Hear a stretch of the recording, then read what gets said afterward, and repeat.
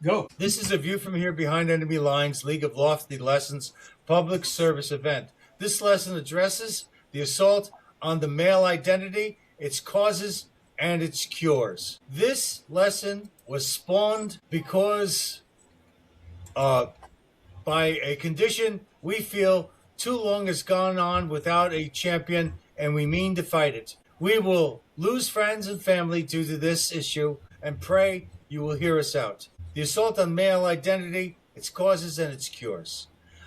I take no pleasure presenting facts so irrefutable my heart breaks to hold them. I am compelled to convey a disparity which has eluded the awareness of modern minds. The uninitiated listener likely will scoff at the concepts presented below. This is why I implore the listener not only to have an open mind, but also consider the case placed before you, even when it challenges your core beliefs. The male identity is being assailed, and there is no conspirator. I wish to note this article is not just for males. In the same way, pregnancy is not just about women. Regardless of one's sexual nature, we are human, and our genders are the primary conduit of interactions with others physiologically, emotionally, and psychologically. Persons with sufficient experience know that sex is our primary motive force, and one's gender identifies our character and our social face. Humans mate year-round, so one's gender identity is a constant barometer of health and vitality.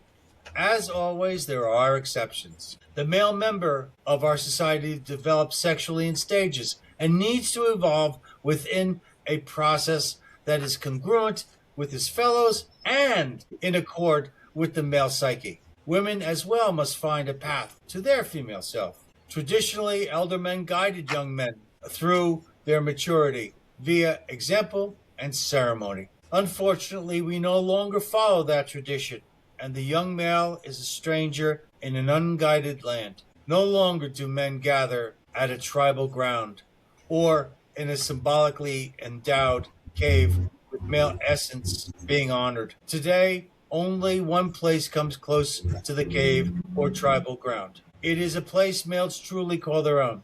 It is the urine and fecal matter depository labeled the men's room.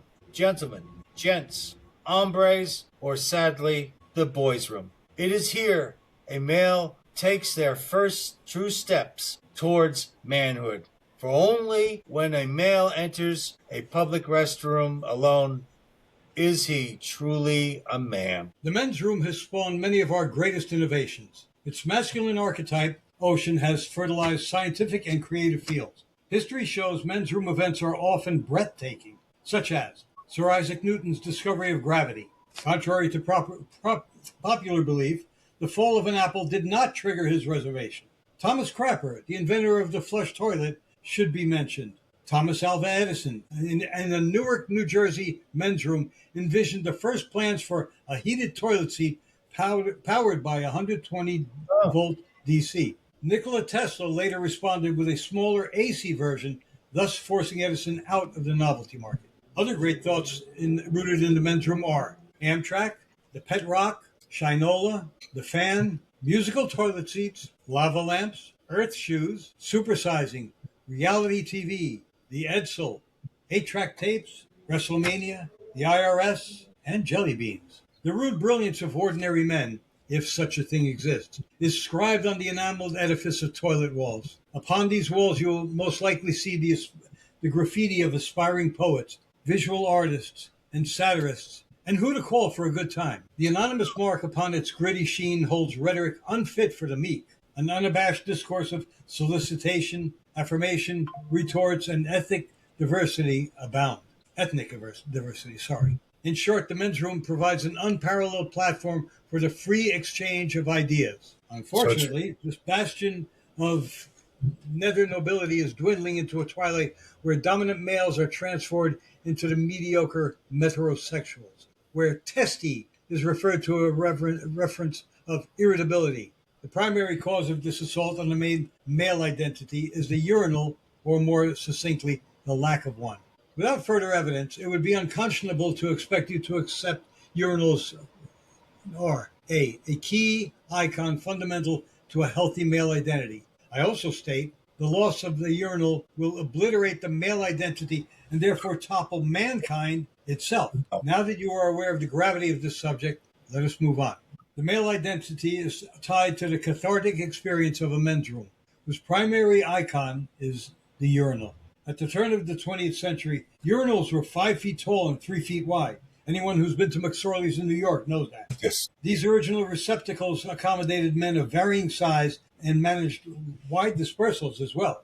You wouldn't have these days problems with your urine floating this way or that way and getting onto the furniture if they were still big. True. Okay, so then profit-driven, unscrupulous entrepreneurs diminished the size of this masculine marvel. Soon, demure urinals dotted the land, and men's inability to adapt to a smaller receptacle lowered their self-esteem. So sad. Men were even forced to lean into the petite potties, which is a health hazard. Men would have adapted, but sadly, there's more.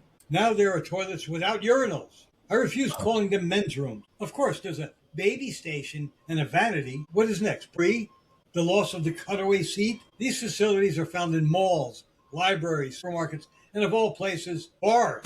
I'm not including a 4x4 cubby formed in old-style gas stations. That is truly manly. Without urinals, how are men to know where they are? How often must a modern man enter a restroom and ask, is this the ladies' room? Where's the urinal? Why is it so clean? Men are often afraid to perform an evacuation in these suspect sanitary stations. Imagine a station of misdirected, frustrated, and constipated men.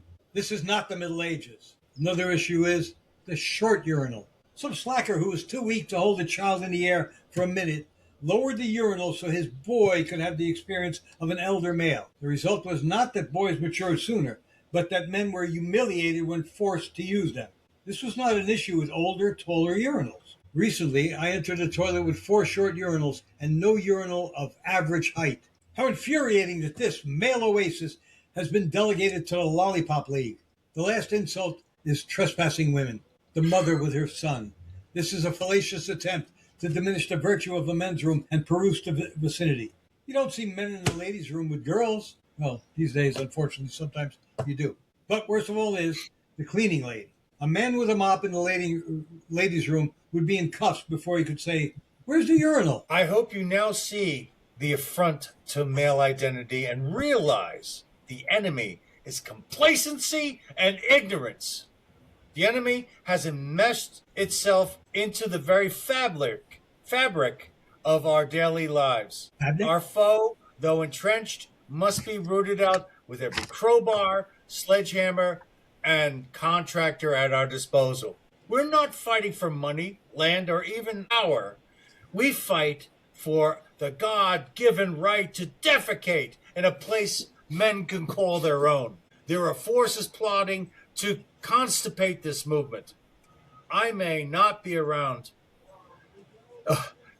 when men are free to relieve themselves in the depository of their choice. I may not see your son or nephew walk on the hollow ground free and full of what makes a man. It doesn't matter if I'm flushed down the river for this.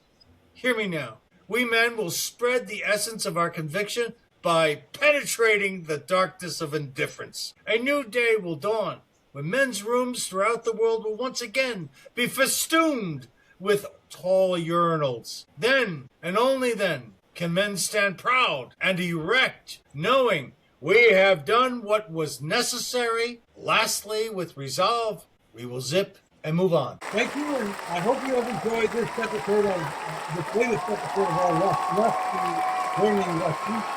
And we will see you again next time on The View from Here, Behind Enemy Lines.